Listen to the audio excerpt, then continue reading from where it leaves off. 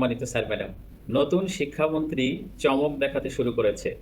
এখন মাধ্যমিক, সরকারি বেসরকারি সকল শিক্ষা প্রতিষ্ঠানে আইপি বেসড সিসি ক্যামেরা বসানোর সিদ্ধান্ত নিয়েছে।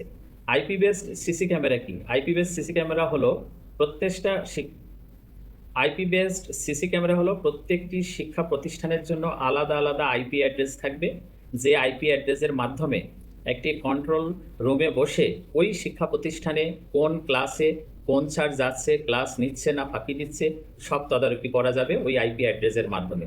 অর্থাৎ একটা কন্ট্রোল রুমে বসেই এখানে 20-25টা বা 30টা বা 50টা 100টা যাই হোক না কেন সকল শিক্ষা প্রতিষ্ঠানকে তদারকি করা সম্ভব।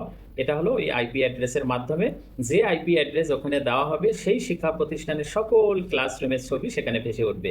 তো যাই হোক, সরকারের এই সিদ্ধান্তকে আসলে সাধুবাদ না জানিয়ে পারা যায় না, যেহেতু সরকার শিক্ষকদেরকে কিভাবে খাটানো যায় সব রকম পরিকল্পনাই তারা করছে। কারণ শিক্ষকদের তো আর এমনি এমনি বেতন দেবে না, অবশ্যই কাজ করতে হবে। শুয়ে বসে তারা কি আর বেতন নিতে পারবে? এই কারণে সরকার কিন্তু চমৎকার একটা সিদ্ধান্ত নিয়েছে, তার জন্য সরকারকে সাধুবাদ জানায়।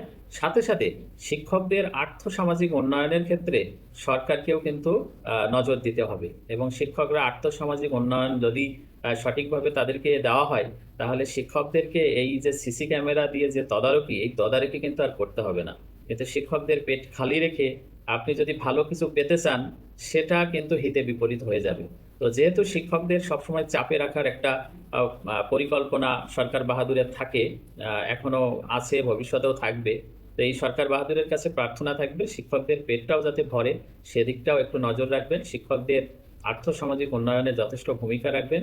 আর এই যে বেতন ভাতার যে কাঠামো বা শিক্ষকদের বাড়ি ভাড়া, উৎসব ভাতা, এই দিকটাও সরকারি প্রতিষ্ঠানের সাথে সাথে সমন্বয় করবেন।